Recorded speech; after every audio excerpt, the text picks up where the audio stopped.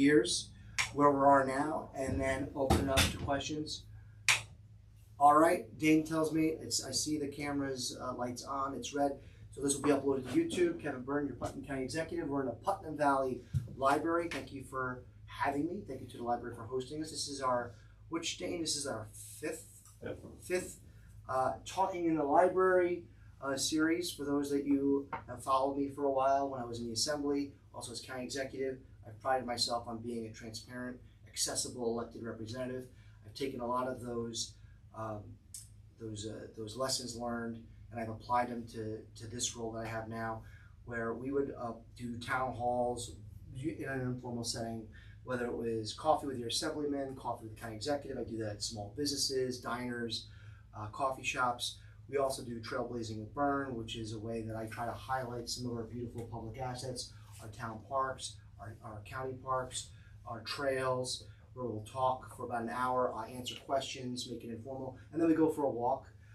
And this is kind of our newest spin or attempt to do something similar while promoting our libraries, because the county does have a strong partnership with a lot of our libraries across the county.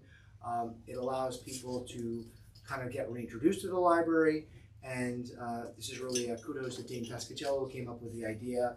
And we call it Talking in the Library because I was told you're not supposed to talk out too loud in the library. So, and it's open books, open government. So it's my opportunity, your opportunity, for me to share with a little bit about what we're doing, but your opportunity to ask questions, grill me a little bit. I've always felt, we're a small county. Other larger counties like Westchester and Dutchess, they had county executives like Rob Astorino, George Latimer, Mark Molinaro would do town halls. They're significantly larger than us. You should be able to ask your county executive questions directly. You shouldn't have to wait for like a state of the county or budget presentation and then wait for the executive to leave to speak your piece. And you shouldn't have to wait 4 years for an election. So I do it every year. We've done forums in every town within the county represent every year. This year, we've kind of gone gangbusters. We've done, this is probably, again, at least the 12th or 13th forum, the 4th or 5th one in the library. So it's a little bit about the nexus for this environment, this forum. Some of the things I'm very proud about that we've accomplished over the last several years. When I first ran, people said we couldn't get it done, and we did. They said we couldn't cut taxes, we did. We cut the tax rate, the mill rate, to its lowest level in 18 years. Now that is a product of your tax levy as a rate paired with the assessed value of the property that you own, right? So it was, when I came into office, 3.12 per $1,000 of assessed value. It's in my first budget, it was 2.87, driven down to 2.85 by the legislature. They cut it down 2 cents. And then it went down in the most recent budget, 2.7 per $1,000 assessed value. It's the lowest rate in 18 years. We cut the budget, the tax levy in our county budget for the first time in 25 years. So we did that in multiple ways. We cut the tax levy by about $500,000, just shy of that, in my first budget, and that was with support from the legislature. But we also opted into a very important sales tax exemption on clothing and footwear under $110. And I hope I get to talk about sales tax in a little bit. The reason why I think that's important is if we're going to give tax relief, we want to do it in a way that's meaningful, that's helping people. And sales tax is very important for the county government. It's our largest source of revenue. So the county relies on federal state aid. It relies on property taxes like almost every local government does, but it also relies on sales tax. Sales tax is economy driven. It's based on individual decisions. It's based on inflation. But we use that revenue to fund our operations. The exemption that we did on clothing and footwear is for under $110. What that did was zero sales tax. Instead of just cutting the overall rate, it actually eliminated sales tax for clothing and footwear under $110, because while I favor sales tax as a consumption-based tax, as a fair way to raise revenue to support government versus property tax, it is regressive. And what does that mean? It disproportionately affects those on a lower income scale more. So you need two things to survive in this world. You need food, right? You also need clothes. So for those who are the poorest of the poor, the wealthy of the wealthy, they pay zero sales tax on clothing and footwear under $110. Now some will say, well, Kevin, where am I going to buy shoes and clothes in Putnam County? How does that really help anybody? It's about $2 to $3 million in lost revenue. So why?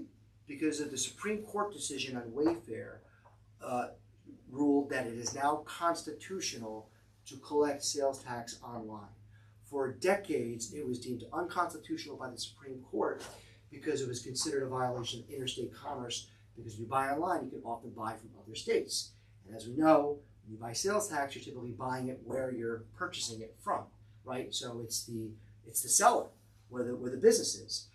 Online sales is different. It's kind of like when you're buying an automobile. It's based on the resident, where the buyer is from. So that has increased sales tax revenue for counties in the state. Inflation drives up sales tax revenues too, so long as consumer behavior doesn't change. But that's why if you're buying clothes or shoes, I think of a single mom or a single dad trying to buy clothes for a toddler, that's a big deal. If they're buying clothes online, zero sales tax. That means the state's not collecting sales tax, the county's not collecting sales tax, the MTA is not collecting the sales tax. That's real meaningful relief. So on tax policy, we've done a lot of those things for the last several years, and we didn't do it by sacrificing services that are deemed essential or core functions of county government. So when I talk about, how are you going to cut taxes without cutting back critical services, it's because you prioritize spending. Just like you do in your local budget or anything else in life, you have to prioritize spending on core functions of county government. What is government supposed to do? And don't spend frivolously on things that it's not supposed to be doing. So by prioritizing spending, we don't have to sacrifice those core functions, but we can drill down and actually provide meaningful tax relief. So those are some of the things that we've been able to do. I've always said it in the first day of the county, I drive to make us the most affordable, accountable, accessible county government that we can be.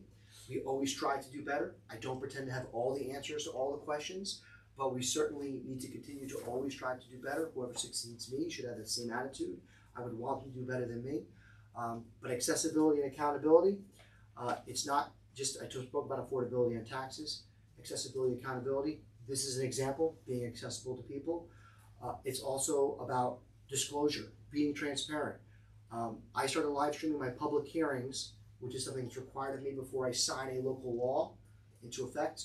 When the county legislature passes a law, it gets posted in the papers and online that I have to post a public hearing. Most people don't even show up, probably because they don't even know about it. But, part of it is just putting it online. Maybe they will show up. So now you can go on YouTube and watch all my public hearings. I'm going to have one in probably a few weeks about a tax exemption for volunteer firefighters and EMS that passed the legislature. So you can go in person or you can watch it online. I started live streaming my meetings before the county legislature did for their meetings. So it's 2025, we should be able to live stream our meetings. My church service live streams their meetings. So I feel like that's low-hanging fruit. That was a legislative decision. Took a lot of pressure from a lot of folks in the legislature to get them to where they are now. I'm grateful. I think it took a little longer than it needed to, but that's okay. It happened. So I'm grateful that it's happening now. It's live streaming. My experience as a state lawmaker following county government, I had more access to the county legislators' meetings during the pandemic than I did on January 1st, 2023, when I took office as county executive. And why? Because during the pandemic, the state mandated that they do live streaming remote meetings. So they had their audio-only meetings, but they were live streams. And when I took office as county executive, they kept the audio-only meetings, not visual, but they weren't live streamed. So I'm like, that's kind of odd. And I just think it's better to have live streaming, visual and audio, because you want to be accessible to people that are differently abled. What if they're hearing impaired? What if they're seniors? So you should be able to have captions to put on. What if you can't go to a meeting because you have a busy career or you're taking care of a child? You should be able to follow government and not just rely on the press and the media to report it a certain way, whether it's favorable or unfavorable. I don't think it's a good shield. I think it's a good shield for elected officials to say, "Hey, don't take my word for it. Look at the video." I do that all the time. You look at the video. It's roll the tape. Another big thing on transparency that we've done, I did it every year when I was in the state assembly. It was required by me. It's required by most elected officers. you have to file a financial disclosure form. When you get elected to public office, you file a financial disclosure form. If I owe some bookie $250,000 that subjects me to blackmail, the Board of Ethics can see that, and they see there's a conflict of interest. But the problem is, the public doesn't see it. So in the state legislature, those forms were posted online for all to see. In the county government, it goes to the Board of Ethics and basically stays in a vault. And you have to get someone to foil it, and then you may or may not get a redacted response. So how is someone in the public supposed to know if there's a conflict or not? So on my own initiative, not even pushing for a law, I did it for 6 years in the Assembly, I do as county executive, my financial disclosure forms are posted on the Putnam County website for all to see.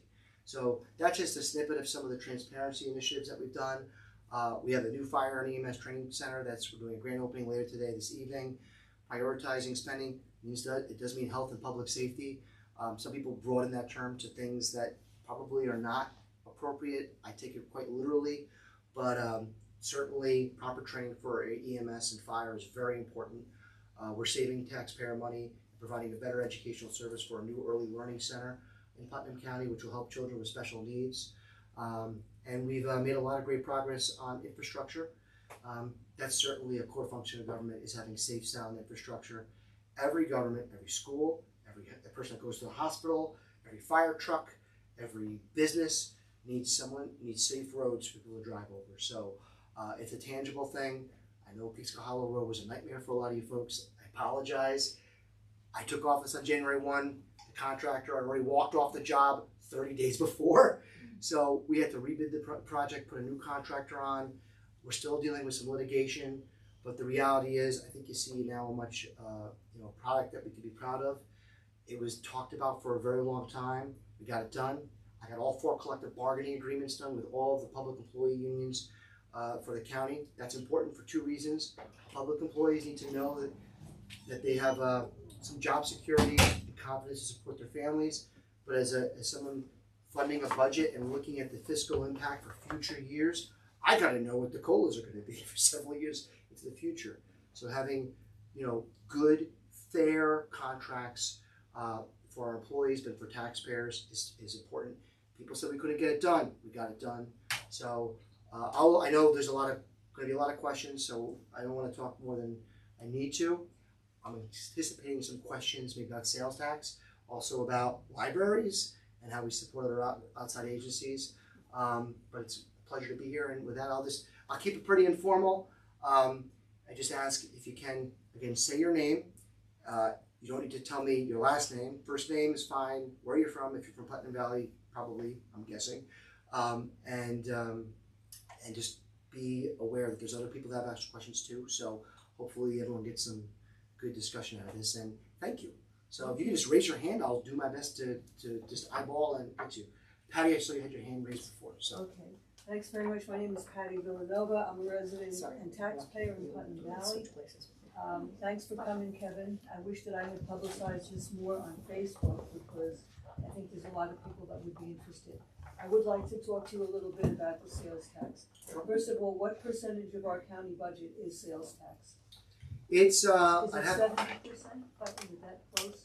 No, I don't think it's 70%. I think we budget for about, I can give you the math right now, but it's about $80 million. And we try to conservatively budget because it's a dynamic number, right? So if consumer behavior changes because of inflation and we go into the R word that people don't like to say a lot of recession, then even with higher costs of goods, you're going to have sales tax receipts plummet. So you always want to be conservatively budgeting your projection. So we've collected approximately $85 million, but we are budgeting about $80 million. Our budget for the last year was $205 million. So if you take $80 million out of $205 million, but as a tax, it is our biggest tax revenue from the county. The property tax levy for the county is about $46 million. So it's almost double what our property tax levy is. So I have always said I would rather rely on sales tax versus property tax increases. Oh, exactly. Now, you did comparison before, you were talking about property tax versus sales tax. And you were, it's such an aggressive tax, the sales tax. I First of all, I have my tax bill, that I get in January.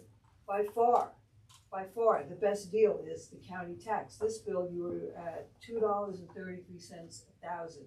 I think the school is like $20 a thousand. It's the best deal in the world. It's our good. County, okay? And I completely disagree with what you did about giving the towns the money, the share. I have been listening to that debate for 20 years, and I really wish that it hadn't happened. I know there was a lot of different pressures that you were under to do it, and that you ultimately, it was not your personal decision. It's like in a lot of things in government, it's a result of compromise, and it wasn't my position to share. A lot of people, we can argue over language, share sales tax revenue. I would always say, look, you're spending it on local government. It's another way of spending money.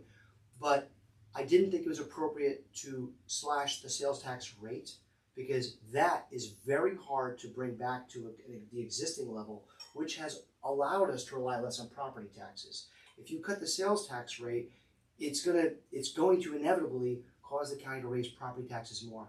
So the compromise that I came up with that you're referring to, where we shared sales tax revenue, is probably the best, most conservative revenue sharing agreement of any county in the state of New York. It's 1/9 of 1%, that 1% extension, which allowed the county, by doing that, if you look at the number that the legislator was trying to slash the sales tax rate by, it allows the county to basically keep 60% of that, right? And then the towns get the remainder. So what that does is, I got a better deal to fund the county budget and rely less on property taxes. And when I met with them, I said, look, you're clearly pushing the legislature, so we'll see what the legislature does. If they pass it with 5 votes, I will not commit or promise anything, but I will be open to vetoing it if we can come up with another deal. So if you supervisors can get a meeting together with all the stakeholders together, including the state senators and something together, just know that I will make myself available to go. And they did, and I showed up in the meeting with them, and all the stakeholders were invited. And I said, here's my conditions, lines in the sand.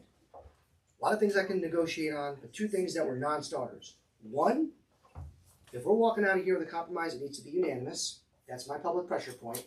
So I'm not gonna walk out of this with someone throwing political bombs at the other.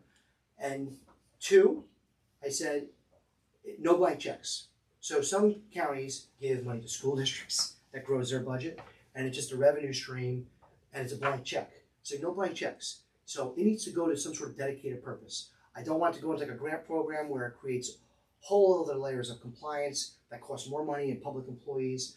But we have state funding that supports us at the town and county and village levels called CHIPS program. It helps pave roads and infrastructure. So a lot of times things like that are cost prohibitive for infrastructure improvements are engineering costs. So we said no blank checks, but it can be for capital improvements or infrastructure. Those are the 2 absolutes that we did. And then the share, the 1/9, no matter what I say, it's going to be somewhat arbitrary, isn't it, the number? So I wanted one that was reasonable, and it's symbolic. There were 9 municipal leaders in a room, and that's what it was. Are there any restrictions, though, on how these towns can spend the money? Oh yes, that's what no blank checks. Is that checks. spelled out? It's in state law. So that was so here's the beauty of this. The political element is, I said if it's unanimous, so they had to sign a letter, and I said I'm not vetoing this thing unless I get your John Hancocks on this, because you're asking way too much of me to veto something that could put the county in flux, and then the legislature can't pass the sales tax extension. They slash our sales tax rate by 25%, losing the tremendous amount of money, $20 million, cause your property taxes to skyrocket. I wasn't going to do that. But when they gave me the letter, I then vetoed it. But that letter was very clear for capital improvements, infrastructure improvements. And what that did was I vetoed it. That request went to our state legislators, senators, assembly members, both parties, Republican and Democrat. They then put in a bill based on that request, because I think the county legislators thought they couldn't put in a bill. Newsflash, state senator, state assembly bill can put whatever bill in they want. They could put in a bill, sorry, Putnam Valley Library or not, They could rename the Putnam Valley Library the Patty Villanova Library. They could put in a bill to rename the Hudson River. They could call Putnam County Ludington County. They could, whatever they want. I'm not saying it's going to pass. I'm not saying it won't be criticized. They put whatever bill they want. Now, they can't pass what's referred to as a home rule bill, which is like a local jurisdiction tax bill, without something called a home rule resolution. They can put in whatever bill they want, but they can't pass it without a resolution. So the county ledge and me could say, please do this, and they could say, no, I'm not going to raise your sales tax. I'm not going to extend the sales tax. They could say no. They know that would be catastrophic to the county. So they put in a bill based on the unanimous requests of our supervisors, village mayors, and me, and kind of put the legislature in a position to say, look, this is take it or leave it. And it is a compromise. It allowed us to continue the existing rate. But in that law, right, it's a state law that enables the county to continue the sales tax rate.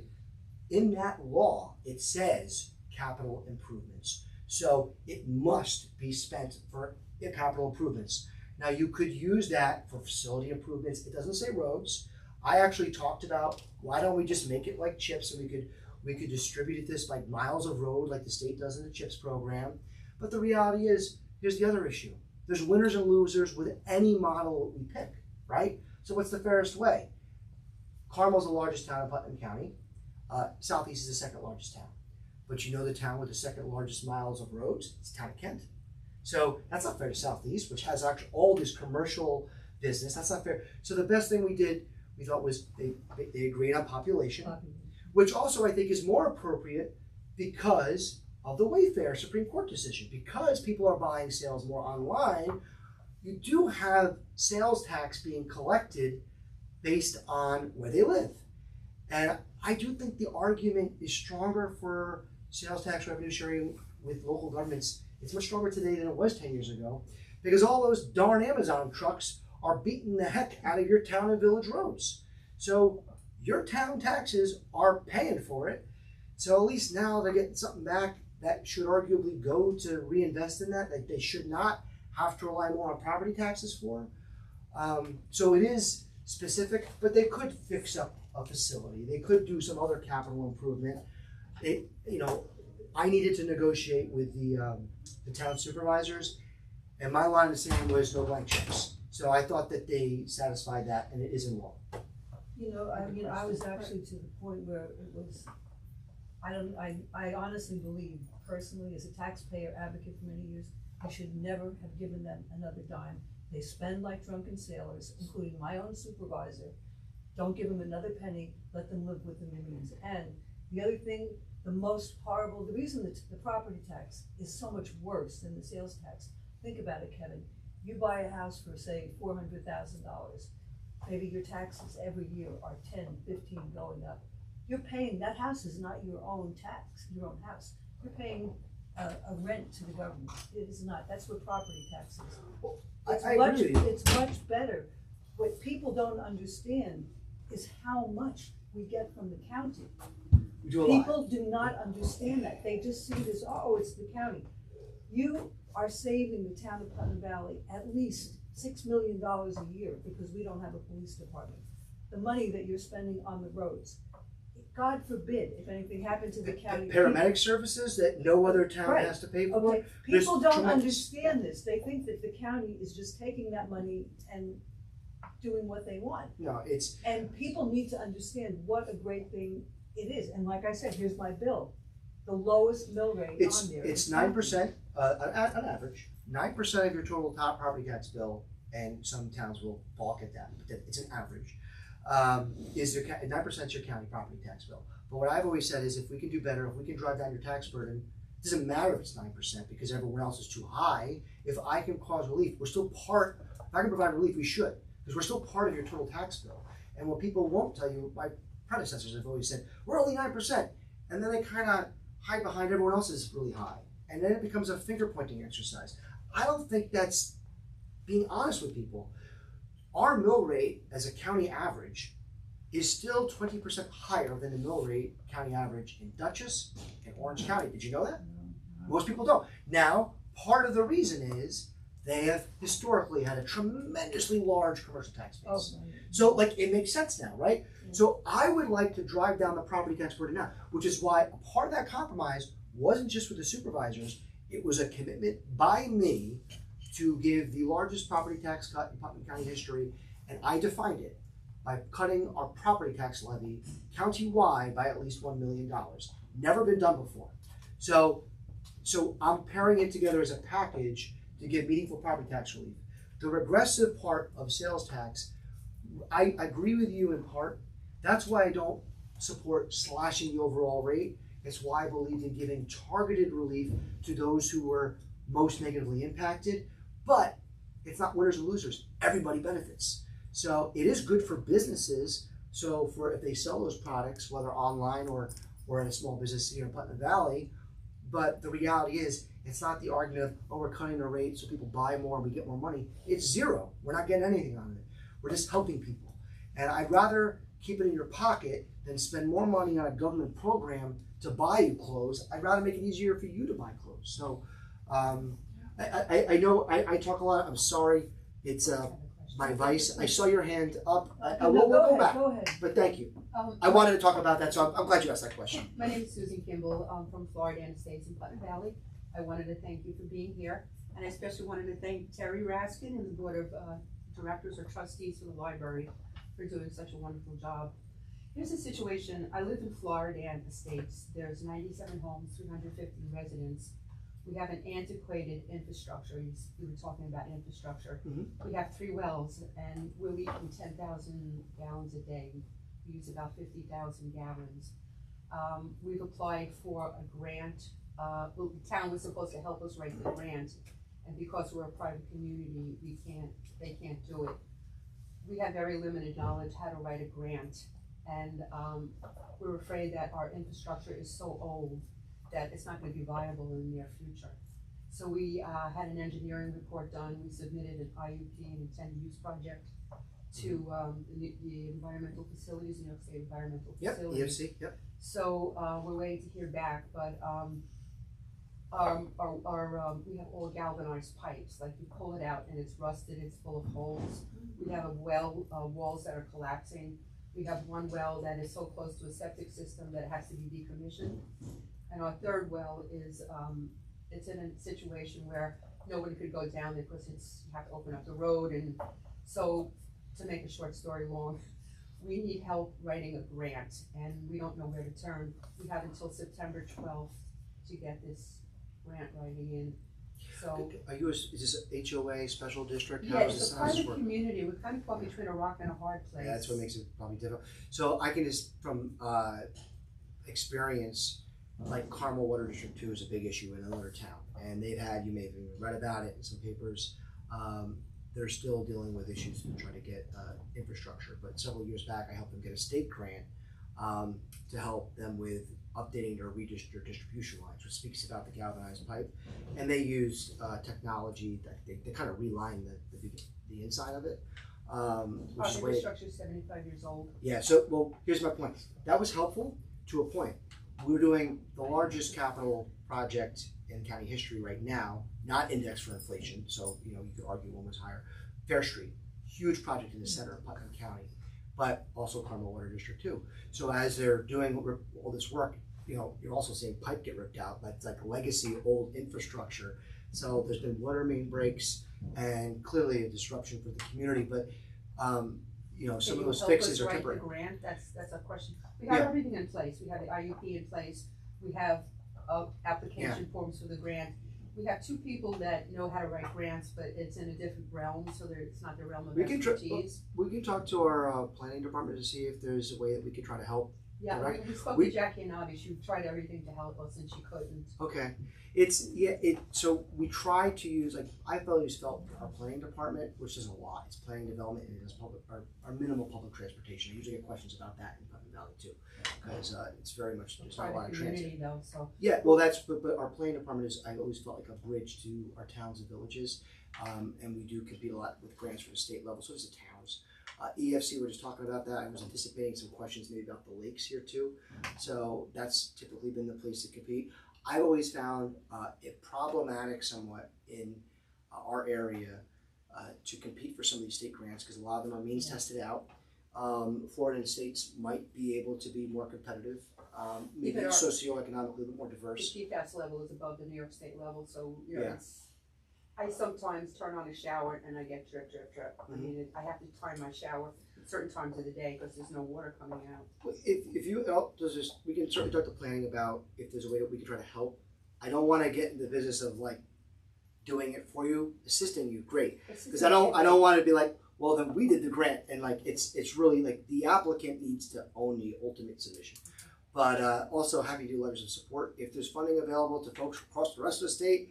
Obviously, like we want it. So when I was in the assembly, I didn't like member items or pork barreling spending, but the reality is, and like if you're giving it to everybody else, you better believe I'm going to take it and bring it back here because they're spending it no matter what. So we should put it here, and again, health, safety, infrastructure, people understand. And we pay Give town them the taxes. sales tax money. So towns already have that. So you can go to the town. I don't know, but that you're going to get an issue where how can any local government put taxpayer funding money into one private community funded by other people? We can't become That's a it. district. We try to become a district. We can't That's become a why I district. asked. Yes, that's And why. Yeah. we're a private community. We pay taxes, but we pretty much get nothing for it. Well, that's where the special districts they can bond and they go like 30 years out and they Yeah. finance. But if you're not in that, I'd have. We're really caught between a rock and a hard place, and we really need help. I mean, the infrastructure is so antiquated and so bad that we think our water system won't be viable. It's an association though. Like Yeah, it's. you also put in a request. I mean, have you reached out to our state delegation if you're dealing with the EFC and whether it's We have a Zoom call meeting with them again for funding on, with help with funding on Monday. okay? But I have a degree in healthcare. I have no idea what I'm doing with infrastructure. I'm just, you know, helping out, so. I get one of the things that are most cost prohibitive, as I was sharing before, is getting those engineering design studies just so you can put in the application. We did that. And it's a big did nut. that. And then you're like even on the county level, like we spent millions of dollars that we like, you know, and then on the Fair Street project back in like the early 2000s, then they postponed, kicked it down, and then we had to restart it. In the end, the whole cost ends up becoming significantly more because of inflation. You end up having to update designs. So, and in New York, nothing is inexpensive. Whether it's, you know, prevailing wage laws and other things, everything costs more. And, you know, we know We that. have everything in place. We have all our ducks in a row right now, and all we need is help writing the grant. Okay. I don't know how to write a grant. The grant writers, it's different, so we just need help from someone. I think I can put you in contact with Barbara and see if there's anything else we can do. Barbara Gross is our new commissioner of planning. Sure. We'll give you I have my information here too. So anyone, while I appreciate everyone being here, sorry. you don't have to wait to reach out to us either. So my contact information is on our county website. It's the same thing on my card. Thank you. We updated our website when I took office, and I made sure it wasn't for vanity purposes, but every department head have a professional headshot, their name, their title, a way to message the department. It's on the website. Before you're like, well, who's in charge of this? Who's it? You wouldn't know. So you can do that. It's a fill-in form, but it goes to their office so we can try to help. Yes, we'll go back to you, Patty, but let's just see if there's other hands being raised. My heart goes out to this lady because my husband is a plumber. And Good, you can help us. no, he's I'll retired. talk to you He's afterwards. retired. I wish he would. But I know, I heard about him, you're Floridian, over the years about your pipes and everything, and I know what's going on. It is disgraceful that these people cannot be helped. We just blew $2 million in Putnam Valley. This is why I didn't want them to get more money. $2 million was just lost because the fire department accepted toxic fill, which is a whole other scandal I'm not going to get into. But there's $2 million there that I will meet with you and I will show you everything. Money is wasted here.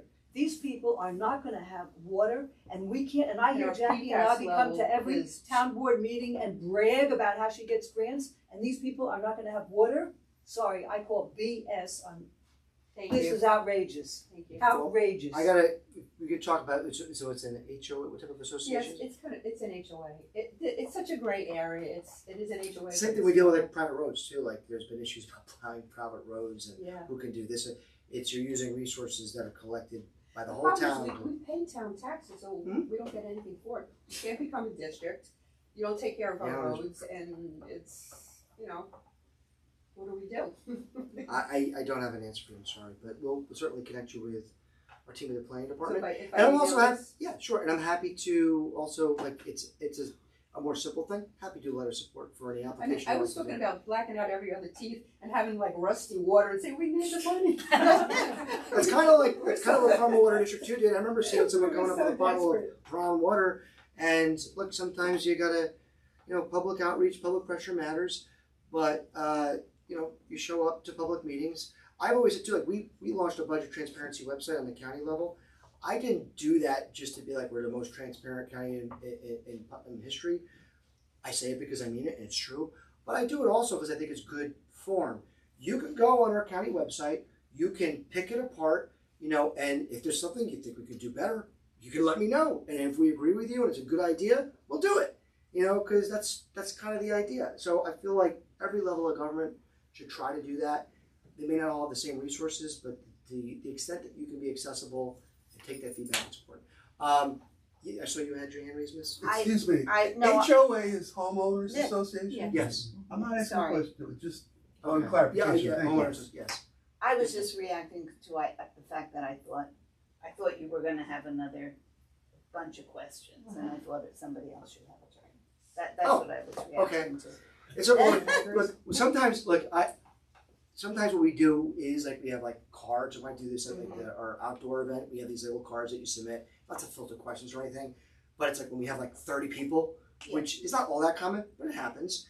It's so we try not to ask duplicate questions and just keep it moving. But when it's a more smaller, intimate group, we try to just be respectful of everyone. Raise your hand and understand. But here's the trick: if no one raises their hand and has a question, the same person's gonna ask all the questions. Absolutely. And so That wasn't that's not, I mean, everybody, right? So I'm like, if you're the only one asking the questions, I'm just gonna talk to you. I could keep on going for 8 hours. I know you Because could. I'm It's grabbing like- you after the meeting, It's like gasoline on a fire, like Because if I you got want. some that are not gonna be for public consumption. Okay. Okay. Is it like, it's like Festivus sometimes. I mean, but like it's, there are any Seinfeld fans out there. Yes. Kevin, Joe Ferrara. Yes, Joe. This is not a gotcha question, and it's not meant to be a divisive question, but it might come across that way, so I apologize up front. Library's been underfunded for decades. Some might disagree with that, but the library's been underfunded for decades. Just 3 years ago, we got kind of our own independence from the town contract with the 259 vote, and we had a second vote this past year that was successful. But with the current climate in the federal government, defunding libraries, museums, and all kinds of things, which then trickles down to the state having less money to give to libraries. My question really comes into what role, and since this, couching this in the conversation always about tax cuts and reducing the tax burden, the unintended consequence or the intended consequence, I'm not sure what it is for the library or any entity that relies on tax dollars, cost of living stuff just for staff and operations increase ongoing, to be able to lock in a base rate and expect to stay at that rate for years and years and years is nothing that is possible. So the unintended consequence turns into tax increases because we're not getting less money from other sources. So we are either forced to do fundraising, which we do, but then you can't count on fundraising to run the day-to-day operation. What role does the county play in supporting the libraries? You're going to all these libraries. You talk about how libraries are important. You've been here before. You were here just a month or two ago, and you've been to the library. You talk about the side yard. What role does the county play in helping not just this library, but all libraries beyond where it currently is to make up where we're going to lose? So, state budget was just passed. Did they cut your funding? They didn't cut our funding per se, but they have cut the amount of grants. They didn't give the ask. Construction grants. So I would say, Yeah. I think the issues trickling down from the federal level to state level, I don't think that's been realized. I think there's a lot of talk, But if your funding has a bit requested from Right, the it's state not been level, realized yet, So- but so we know the- we are, you know, the state, and I think there's a lot of concern and in some cases misinformation. So we got to see what's the real impact, what's actually happening, and the state. Last time I read it, I don't know what the exact numbers, but they increased funding for libraries. Now, having been someone who was in the state assembly for 6 years, I can tell you this is like a perennial debate. Sure. We go up there and it's like, save our libraries. Now, I 100 support state funding and support of local libraries. Why? Because the state regulates education, and libraries are part of education. They fill gaps in services that our school districts don't fill. They provide services to our youngest, including Mayapack Library. There's all this programming for people in the pre-K population. My son just turned 5. We're there all the time. They also do services for our seniors. They're like kind of like the utility arm of government that sometimes just creates things to help. So state government does things where your state legislators might provide bullet aid. I did that once as a state assemblyman for this library. But there's also library capital aid for construction improvements. There's ADA improvements that have been able that you can apply for and compete. But that funding largely comes from the state. It's different. So not every library is created equal in that they're set up differently. We were just talking about it before. This is an association now, right? Mm-hmm. Some of their own like district. So it's a little bit different, but in a lot of cases, they are their own local government. So you want more money. I do find it a little bit odd to ask another government to raise taxes so you don't have to. Like that's what I don't that doesn't communicate with me well. So they have the ability to raise taxes if they need it from the people in the community that have the library. So they have a way to raise revenue that way. I think it absolutely makes sense for them to get funding from the state. On the county level, what does the county do? The county has historically, for many years, acknowledged the value of libraries and has funded libraries as a partnership, as a contract for services to fill gaps. So what has the county done? The past couple of years, we've given over $400,000 in our county budget to the Mid-Hudson Library System that they then disperse through formula to all of your local libraries. This past year, for the 2025 budget, we're all living it now. What I did was I kept the library aid flat. It's legacy funding. I tried to focus on things that are partnerships. The difference is most of those agencies that get funding from the county don't have the ability to raise taxes. Like they're relying solely on us for a service, like Cove Care, providing mental health services, Cornell Cooperative Extension, or they get some state aid based on what we give them, right? Legal aid, we have to use them. So I kept it flat, but I'm a big boy and I can acknowledge compromise. I know people love libraries. We kept it at $487,000. The legislature increased the level of funding to the full ask, which was a little over $500,000, $505,000 to the Mid-Hudson Library System, which I approved. Because I'm not going to just veto something. I do love libraries. I like libraries. But we kept it flat. It was adjusted. Over $500,000 go to the Mid-Hudson Library System. There is a process for our county budget that we're starting to roll out now, where I'm going to be meeting with our department heads every week over the next several months. I'm going to be meeting with outside agencies is the term that we use because we don't just give money. It's not a gift. Mm-hmm. So it is a contract. We fund it in our budget. It is a funding request. It sometimes often gets conflated with a grant. It is not a grant. There is no grant program for local agencies. It's a request for funding in our budget. And then we have our county attorney and our law department contract with the local agency for the services that are provided. So we'll be meeting with the outside agencies, the Mid-Hudson Library System. I'm not sure if there's a meeting scheduled yet. It might be August or early. I'm not sure. But I am required then to submit my budget to the legislature by October 1st, first week of October, sometimes October 4th. And they then have their public hearings where they can measure things up like they did before, or they can measure things down. So I've always encouraged anyone that has a request for funding that they believe has a strategic partnership with the county that fills a core function of county government, that they should not only present to me, but they should go to those legislative meetings, not to always like wave the finger and yell. If you got what you wanted, it's probably not a bad idea to go and say, hey, thank you legislators, if they vote for it. And if you're not happy with me, say like, I'm not saying I'm doing this, I'm I'm not committing to anything because I gotta have these meetings first. But say I gave you a donut and I gave you 0. I would fully expect the libraries to go with like pitchforks and axes to the LEDS meeting. So like you should go to the LEDS meeting because they can measure it up or down based on their modifications. It goes back to me. I have the ability to veto it. If I veto it, they have the ability to override. So I look at the arguments, the justifications made to me directly in those presentations in our one-on-one meetings. I also listen to the LEDS meetings, and sometimes new information is provided at that meeting that I didn't have. And I also listen to the legislative comments, what the intent is, and I take that all into consideration. And at the end of the day, I look at, I can't let the perfect get in the way of the good, and I try to do the right thing. I approved the modification, it's over $500,000, so I expect this probably going to be something similar, I don't know. But that's how the county has provided services. Long answer, but long question. Hope that helps. Other hands?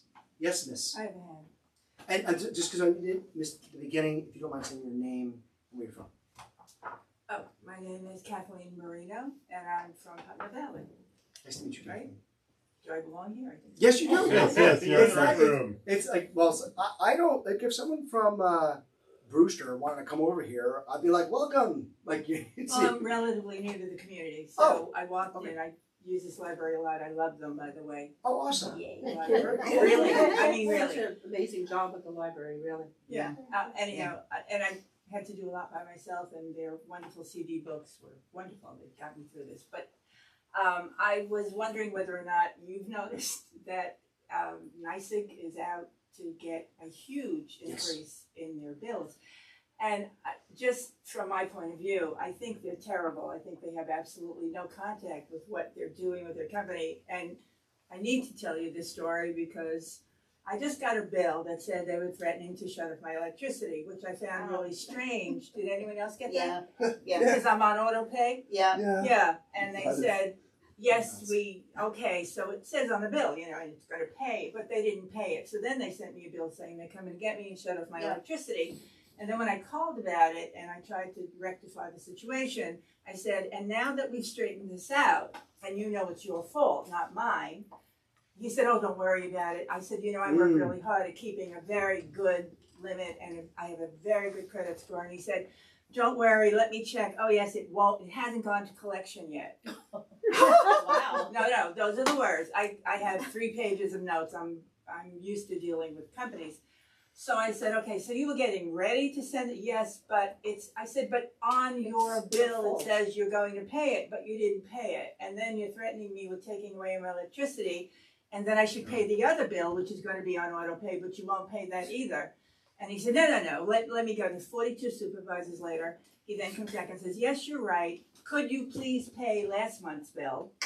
Which Oh my God. he then said to me, could you give me, this is a regular human being saying, can you give me the access to your bank account?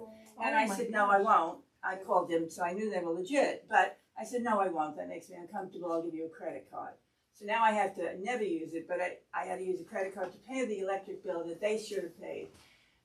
And then we did that. And then I said, and now, sir, knowing corporations, I want you to send me in writing what we have discussed, what we have done. And I want you to tell me in writing that your company is wrong. And he, again, back to this, absolutely not. We will not do that. I said, so I have no evidence that we've had this conversation. And he said, well, I'm telling you that we have, and here's my number and my name. Now, have you ever dealt with corporations? You know how good that is, right? Yeah, okay, good. Documenting is important. Of course it is. They Yeah. will not give me Was that proof. after one bill? That was one bill, and then they added the second bill. But they This- threatened to shut you off after 2. No, after one. Wow. After one, and sent it, And it and was their sending it mistake. to a collection agency. Oh my God! Yes, You know how wow. long that would take. So, sir, what is your position on NYSEG's saying we're going to really raise these rates because we really need the money? And by the way, I don't know about you guys, but I've lost my electricity 3 times in the last 2 weeks. Oh, that's nothing. So there's a couple Welcome things to there. Putnam Valley. And they have no idea when they shut it off, and they have no idea when it So comes back the on. one question, it's easily, you want to go to, just read my position, just go to putnamcountyny.gov. I wrote, I don't have any oversight or regulatory authority over the utilities. The state does through the Public Service Commission. But you have friends in the state. So if you go on PutnamCountyNY.gov, you'll see I submitted a letter, as everyone can, but as an advocate, just because I left the state legislature to become county executive, it does not stop me from being an advocate for this community. So I registered my objection to their proposed rate hike with the Public Service Commission. Before they impose a rate hike, the Public Service Commission needs to have public statement hearings. Now, there's several key objections that I have. One is obviously it's an exorbitant rate increase. It's 34% increase for some for gas and others for electric, 24%, something like that. It's huge. And you have inflation, all these other factors squeezing people at home. But also, I don't feel that they've justified it yet. So I've strongly opposed that.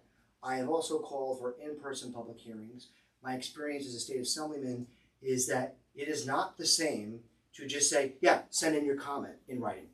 I know it's nice, you're right, to have it documented afterwards, but when they're trying to put in a monumental rate hike for our ratepayers, having in-person hearings is much more effective. It's a lot different when you got someone grilling you in your face.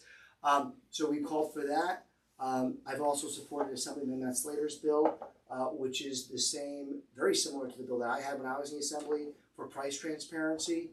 And quite frankly, Central Hudson's had some similar issues with rate cases. So you can go online and you can register your own comments. You can see what I've already submitted. The one thing that I will say, though, to be fair, and I'm not defending the utilities, we're paying as ratepayers, and I'm a nice ratepayer too. I live in Mahopac now, and I grew up in this town.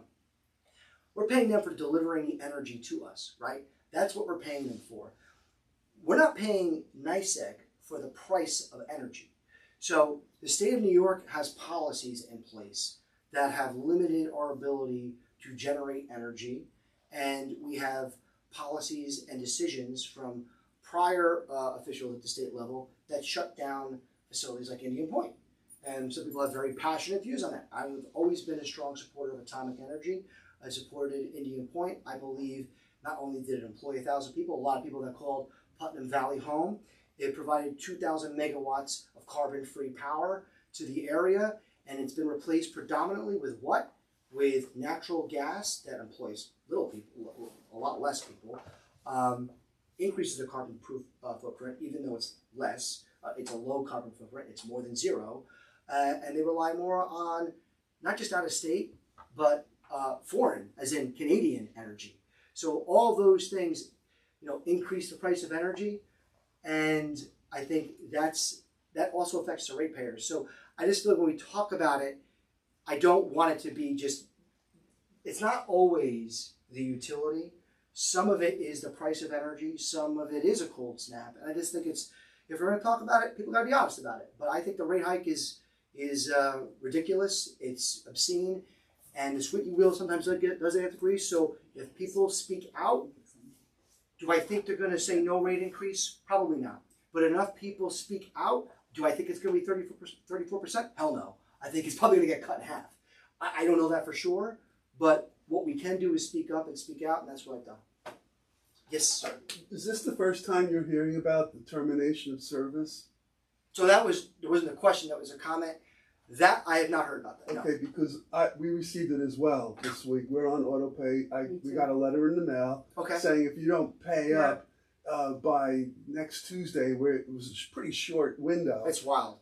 We're terminating your service. So I called them and I said, I've been auto paying for 20 years. You've been deducting right out of my checking account, no problem. Suddenly, you didn't deduct, and I'm going to be terminated. And then I was put on hold, and I was perhaps one of the first callers they got, the first blowback, and they said, well, it turns out that there's been problems with our computer system, and that's why these were generated, and your money wasn't deducted. So what I was told the resolution would be is our next bill is going to be for 2 months, last month and this month. And then the person said, and if you get charged an additional late handling fee, you'll have to call us back and straighten it out so that we don't deduct it from your, or if we have deducted it from your bank account, that we can refund it. And I, You call needless it to say, I public wasn't service happy commission? about it, but you might, I bet thousands of people have gotten this is the first time hearing. We haven't gotten any calls. Dane, do you think you've gotten any calls about this? So No. it sounds like it's like a real time issue over the last week. You can certainly, if you have any documentation, give it to our office. I'm happy to write a letter to nice. I'm not. I've done this before too. When I think it was Carl Taylor was the president. I've written to the president of NICEAG. I just don't vote on the regulation anymore. I'm happy to do that. I'm not. Also, Excuse me. I'm not asking you to do anything. I just thought you should know. You're I probably should going know. to hear about this in the next couple of weeks. But also, I don't want to have a pressing issue that's affecting hundreds, if not thousands, of people in the county go unaddressed. So I can tell you right now, our state assemblyman Matt Slater would want to know this. Senator Rollison would want to know about this. So Right. I don't know if they heard about this. Maybe they have, maybe they haven't. But the next time they have look, they just did their budget hearings. They have public hearings at the state level. I was one of the people that I went to every one of them. Anyone I could. I was on Ways and Means with the financing. So I would go to all those budget hearings. Why? Not just be a stick in the mud, but like you'll learn. But it's because the president of the utilities would show up. I would have the DOT commissioner at the state show up. I would have the MTA president show up. It was my one time as this lowly state legislator, one out of 213 people representing a small county, where I could go and grill them and ask tough questions. And I know Matt Slater does the same thing. Rob Rollison does the same thing. And if you don't ask, you don't get. So I would say we should give them the information and let them advocate. But NICEAG should be coming out with a statement to backtrack. If this is all not accurate. built on community relations. No, it's on top of a massive rate hike. Yeah. It's Well, someone awful. has to pay for the new computer system. I'm sure We've thousands dealt with a lot of issues. Like they've been cold snaps. We've had issues with, part of their rate case arguments in the past were for vegetation management. Strongly support vegetation management. I'm sorry, I know some people once in a while get upset about like tree trimming. I'm like, trim those trees back. No, they've done a good Because job with that. over actually. here, Yeah. it gets that's the largest cause of outages is tree falls on the power lines. So that is the biggest thing. So hardening infrastructure is important. Resiliency is important. Truth. Yes. Truth is important. Yes. Also, yes. There's a billing issue. Central Hudson had a billing issue a few years back that I remember blew up. It got resolved, so it's not the first time. I remember with NICEAG, when I was in the assembly, we had a pair or maybe 3 nor'easters back to back, and it was just absolutely wild. 2018 and 19, we were out of power for almost like 7-8 days. I had like an 80-foot tree fall in my front yard. It was awful. But the communication wasn't there, and it's like, really, how do you not have an app to communicate with your ratepayers now? So they've come a long way, but there's still more. There's smart meters is the technology that very controversial with some folks. I don't know if it helped me or not, but my wife was adamant not doing the smart meters. We didn't do it, and Good for you. I thank her for Good the for you. decision. You're 100% I listened right. to my wife. Sorry, Absolutely Kevin. correct. How do we find out about the legislative meetings? Is it on the website or? County ledge. Yeah. Yeah. So county legislative We'll get meetings. an email Sure. blast. Is there like an email blast? It's on the county website. It's on the there. website. There's a calendar that's posted. Okay. That you can go putnamcountyny.gov. You can look at the legislative page, and you can see all their pretty faces and bios. But also click on the calendar so you can see their meetings. Sometimes I think they give at least close to 5 days notice for the committee And meetings. they're all in Carmel? Yes. Years ago, they would do some remote meetings in each district. For some reason, they have not wanted to do that. But it's their meeting, separate branch of government. I try to go to people where they are. I've always found that to be effective. My public hearings that I have to hold before signing a local law are done in the county office building. We have traditionally done them in the conference room, but I'm likely going to move them down to the first floor. I think it's a little more accessible. We now have a handicap. Oh my God, look at these big, amazing things that Putnam County is doing. Low-hanging fruit. We have a handicap ramp in front of the. Sorry, this is not just for me. This is for all This you. is for anyone. There's I'm talking too much, so like Seltzers, help yourself. we have a handicap ramp that we never had to get into the county office building. Not only do I think we should live stream to make ourselves accessible, but we should literally make our facilities more accessible to people with every ability. I think you talk about prioritizing spending. What taxpayer is going to say, "How dare you spend taxpayer money on putting in a handicap ramp?" It is like the obvious thing that we need to do. And I took office and I'm like, "Where's the handicap ramp?" Oh, you know what they had to do? They had to go around back to the newer state supreme and county courthouse, go into the hit a button that buzzed through the SPO, the deputy sheriff's deputy upstairs, would buzz you in. You'd walk into the basement, past the maintenance closet, hit an elevator button to go up to the third floor to go to the legislative meetings or to me. I forbid there's a fire or something. So it's just like, You have to run out. but you check the box because it's on the other end. It just, that does not say welcome to Putnam County.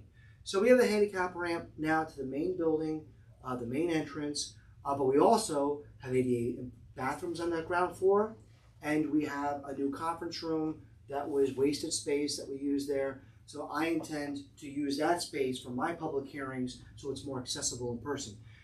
The legislature has their meeting upstairs. Sometimes they go to the historical courthouse, which is, they have their full meetings.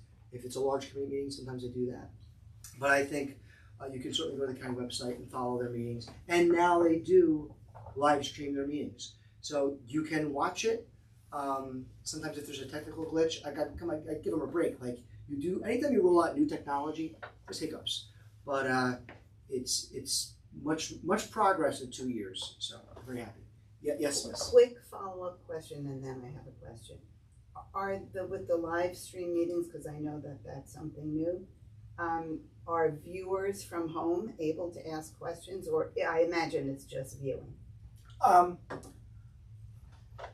As an observer of the legislature, not a legislator, I believe it's just viewing only. Yeah.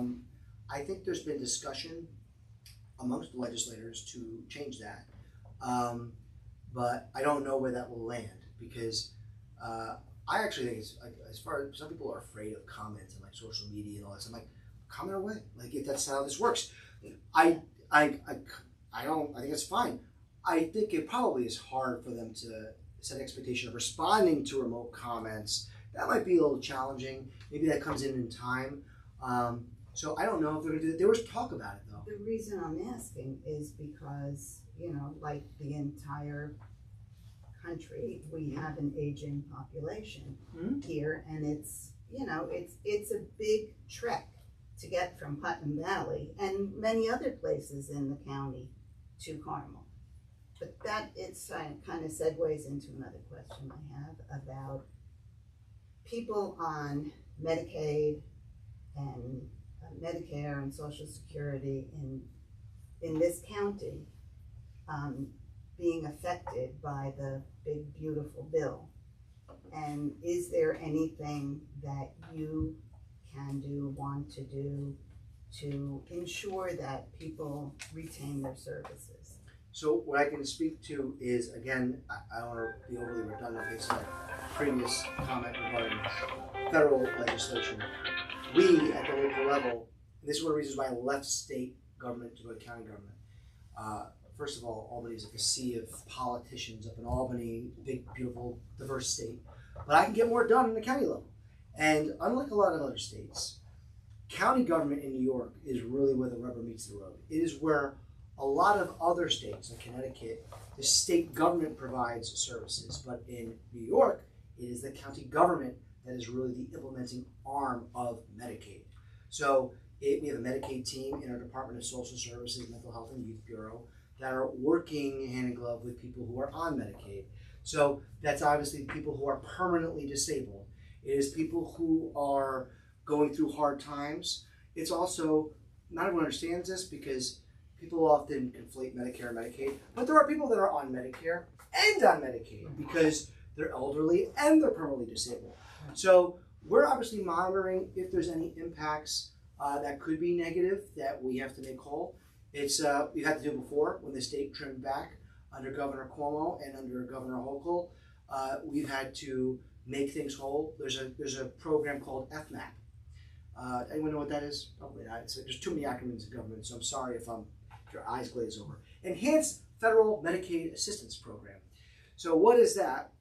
Back when they passed the Affordable Care Act years ago, aka Obamacare, for whoever, like, doesn't really matter to me, but whatever you want to call it, there was Medicaid savings was supposed to be shared with the local governments, the government's implementing the program.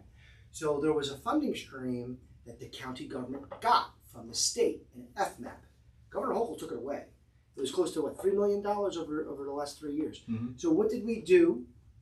The county government in our county budget could either sacrifice services to our most vulnerable population, which is clearly a function of our government, or make the program whole. We made the program whole. So we had to do that before. I remember when I was in the state legislature, and it's typically the federal government, for just in case this isn't clear, federal government typically gives funding to the state, and the state passes it down to the local. So it rarely goes from federal to local. Governor Cuomo intercepted sales tax revenue from counties years ago to give money to distressed hospitals. So rather than using state money from our taxpayers and their state budget to fund their programs, they took away millions of dollars from counties across the state of New York to do that. Now, since that time, that intercept has ended. We have now been made whole with our sales tax revenue. So we've had to take challenges each time. So we monitor the budget and the monies that flow from the federal to state government. But we have an obligation to provide services. Many of them are mandated. Most county executives will tell you, and they're right, 70% of the spending in county government is mandated. 70% of every dollar that's collected is going to a mandated expense.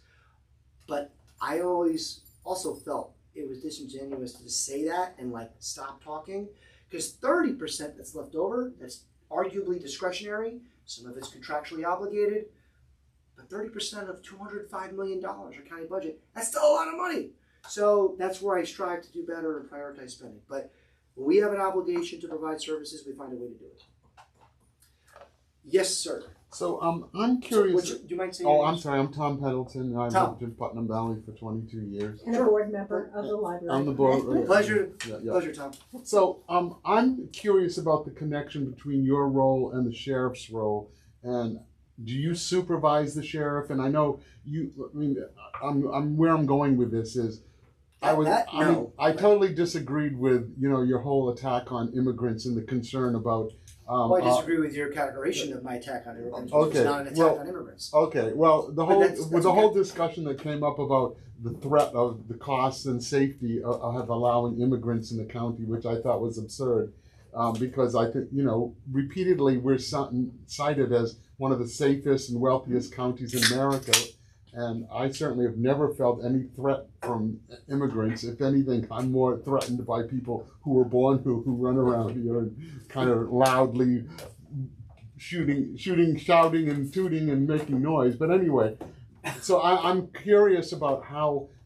So that's what I was wondering. And I know there's all the ICE things that are coming in now, and you've talked about a law, enforcing law and stuff like that. So I'm just understanding on a practical basis how you relate to the sheriff, and if you have a supervisory role or. Happy to answer that. So I kind of see two questions there, right? Okay. So on the sheriff is independently elected, right? We don't have a police commissioner or commissioner of public safety like Westchester does. They used to have a sheriff. They have one police chief, kind of like a lot of large towns, Kent, Carmel.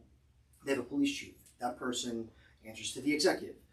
So the sheriff's office, you could say that I am a co-employer of all of those sheriff's deputies, all the personnel, corrections, sheriffs, but the operational oversight and authority is by an independently elected sheriff. It's the oldest elected position in the state, but maybe even in the country, is sheriff. So it's another little tidbit of information. So I don't supervise him. That would be an incorrect categorization. He does get independently elected by the people. He answers to the voters. Speaking to the rule of law and this county's designation, not as a sanctuary county or jurisdiction, and to welcoming those who are in the country illegally, who have not lawfully gone through a port of entry and have a lawful immigration status, what we did several years ago in response to New York City, who had initially taken folks who were coming into the country and embraced it. I mean, Mayor Adams, in the beginning, had said, we'll take you. We embraced it. And then a year in, clearly they were becoming overwhelmed. But rather than initially addressing that issue up front and direct, they try to transfer some of that burden, and there is a financial burden, otherwise they wouldn't want to move them to other suburban communities. They tried to transfer that to other neighboring counties and then across the state of New York, which even led to litigation, not just with me. Mayor Adams sued me in the county of Putnam, but he sued 36 other municipalities, including Democrat county executives. So it was bipartisan. The reality is we are a small, safe county. And you're right, sir. We are the, I believe, 8th safest county in the state of New York. Or No, in America. yes, sorry. Second safest in America. 8th safest county in America. Yes. There's also another destination for Carmel that I live in Carmel, so I hear that a lot too. But that is because I always say, certainly it's a reflection of the men and women who wear the uniform in law enforcement. It's also a reflection of our firefighters, our EMS. It's a reflection of our health department, but most importantly, it's a reflection of the people who live here. Now, you put in a bunch of other people here that aren't from here and haven't been vetted and we don't know what's going on. You know, maybe they're trying to get asylum. There's a process to go through that. But we don't have the capacity to take on a large transient homeless population. That's the way we approached it. It is purely and simple on a matter of philosophy and policy. I don't support sanctuary counties. I think it invites other activity and individuals into a community that also allows people to live in the shadows. I don't think it's humane. I don't think it's humane for any municipal leader to start shuttling human beings around to other municipalities. I don't think it's fair to them. But I think they should go through a lawful process. They wanted to rent hotel rooms. That's what they weren't just sending them on the bus, unlike those states down south that sent them and they just sent them on without anything to the New York. They were actually trying to rent hotel rooms and motel rooms. They weren't just sending them on the bus and telling them to get off in Putnam County. And they had resources for them. But anyway, I mean, it never happened because we didn't have any places for them to be. So well, no, they did try to happen. It did try to happen. So one of the things is I wrote to all of our administration wrote to those temporary rental units in Putnam County. There's not a lot, but we do have motels and hotels in Putnam County. Not a lot. They're used also for social services for our county. We use people that are temporarily displaced. We use people that some folks refer to as less desirable, that like you need to find a place. But they're also used for seasonal workers, people that come in during storm outages that need to go there. And we surveyed their capacity. And at that time, while they were trying to use their migrant placement provider, a company called DocGo, which also has been mired in some scandal of its own with some issues. Because some counties hired them, hired them other as issues medical to be emergency workers. But anyway, that's another story. But they tried. I know for a fact they contacted one of the motels in the county. They contacted us. Right. Mayor Adams was on a Zoom call with me, and said, "No, we'll call you before." They lied. Yeah. They said it would only be for. Only like, I think it was like a few months, 3 months, 4 months. They tried to get a contract with one of the motels for 5 years. Now, after a certain period of time, it's no longer the city of New York's obligation to provide social services. It's the county. So I very much view that as disingenuous. And I think we did the right thing, and the court sided with us. And Mayor Adams is a very different viewpoint right now, which is interesting. Yes, it is. But what about? I can't defend him. It's okay. But what about the rule of law in the sheriff's department right now, and how does that impact on this ICE people going wrong? How does what does rule of law? It didn't change anything operationally. What it did was reaffirm our current position that the biggest issue with sanctuary policies is that it limits the ability to share information with other law enforcement agencies, specifically federal law enforcement, right? So we don't have that prohibition. So it reaffirmed that position, but also what it did was reaffirm our county's commitment to the U.S. Constitution, the state constitution, and the rule of law for all people, free of discrimination. I don't want anyone trying to confuse this. That means that includes your Fourth Amendment, your Fifth Amendment. Everyone gets due process, but it reaffirms that commitment to people. Anyone's that thinking that, oh, there's a destination in Putnam County. There were some counties put on a map in New York City. Oh, go to Rensselaer County. You should go up there and leave New York City. Like, make no mistake, we're not a sanctuary jurisdiction, but if you're going to ask about 287G as another federal program, Putnam County is not a 287G county. To your knowledge, have there been any ice raids in the county? Not that I've been notified by ICE or the sheriff. Would you necessarily get notification? Not always, sometimes, depends. So I can't say that specifically. We should, typically, yeah, but I can't say specifically. I'm not sure.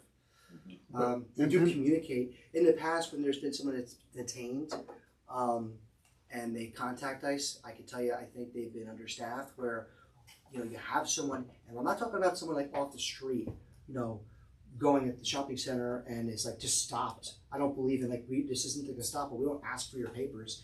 This, the people that They're not we even deport. asking for the papers. So these are people. These are people that are arrested Yeah. for allegedly Okay. committing a crime, and then it is discovered they're in the country illegally. Right. That's when you need to contact federal law enforcement. And ICE has not always responded. So I think that's probably changing now with this administration. But I haven't gotten any specific notifications now. Yes, sir. I haven't changed the subject, and we only have 5 minutes if we stick to our allotted time. As you're aware, all of us, we recently had a primary in this county, in which, in the 5th Legislative District, Jake D'Angelo primaried incumbent legislator Greg Eleanor. Oh, sure. And Not in Putnam Valley, though. No. Okay. This is a county issue. Yep. Well, it's a community issue. Sure. And Jake won. Congratulations, Jake. And I know that you are a supporter of Jake. And what concerns me is that during the campaign, as I'm sure you know, a mailer went out that was attributed to the Putnam County Integrity Project. And I've seen the mailer. I didn't receive the one personally, but I saw a copy that someone did receive. And I found the mailer to be overtly homophobic, Islamophobic, and racist. It was really a despicable mailer. And I'm disturbed to see that kind of electioneering in my home county that I love. Nick Kubach, I've lived here for 35 years. And I'm wondering if you can shed any light on this mailer. What do you know about it? And Nothing. I live in Mayapack, so I didn't get any mail. Will you publicly denounce that kind of mailing and campaigning? I can't denounce something that I don't see or know. I live in Mayapack. I didn't get any mail. Okay. I've heard some people complain about mailings, because it got in, I don't know if it got Mayapack News or One of the Press, but I don't know anything about it. Is this the first time you're hearing about No, this mailer? I've seen and heard comments in the press, but I haven't seen a mailer. I haven't received a mailer.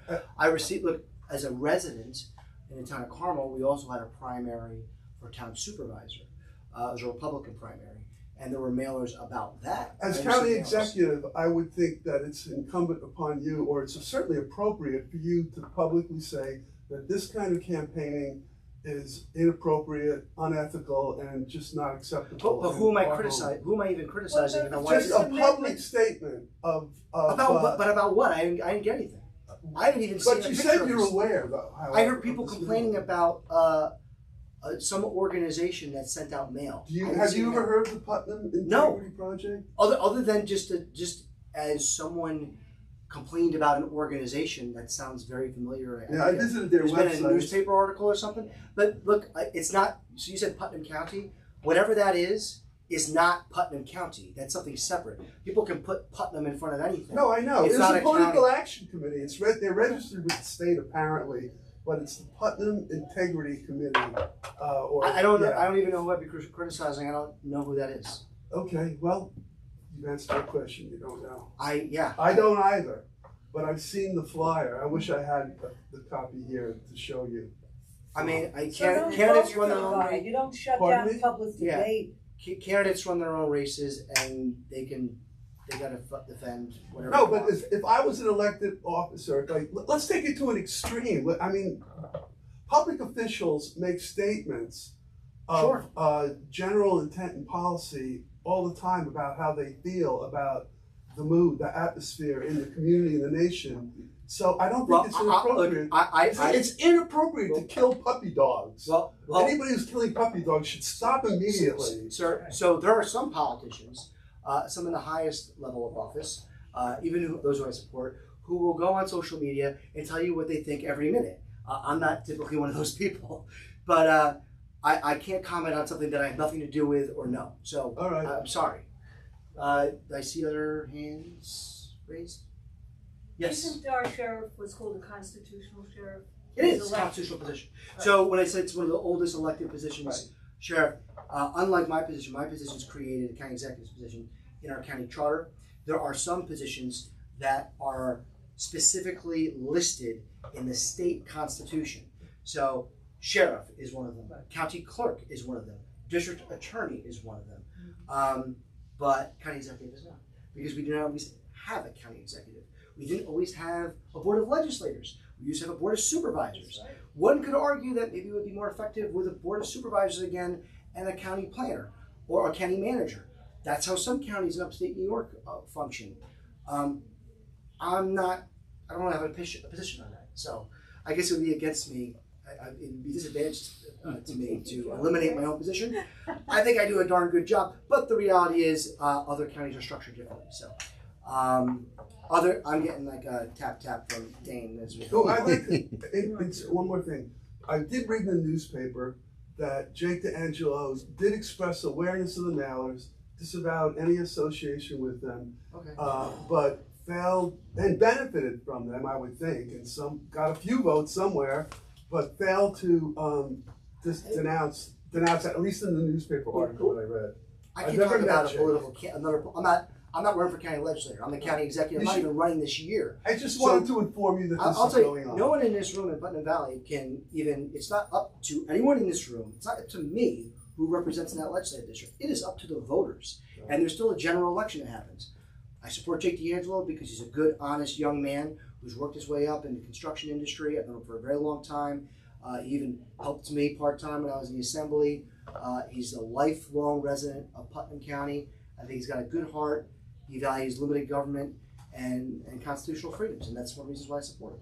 And but we're in Putnam Valley. So, other comments before we wrap up. Let me show you one more thing. If it's not too late. We don't have the. I know Dane's like, I'm not gonna be able to do this. I'm gonna try.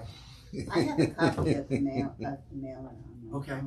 So, I would love this to get it. you guys, are you asserting that this mailer came from me? No, Mike, No. you I said don't- you hadn't seen it. Okay, So I yeah. thought It's you just might want to alarming. see it. You It's credit just all. really awful. Okay. That's So all. just Okay. people out there. What's that? Just Look, a lot I of know sick politics people get out nasty. there. This is a political I have people do action. nasty mailers about me, give me It's triple chins, putting money in my It was a campaign now. So I don't tell you. Nothing like that. Bye, Terry.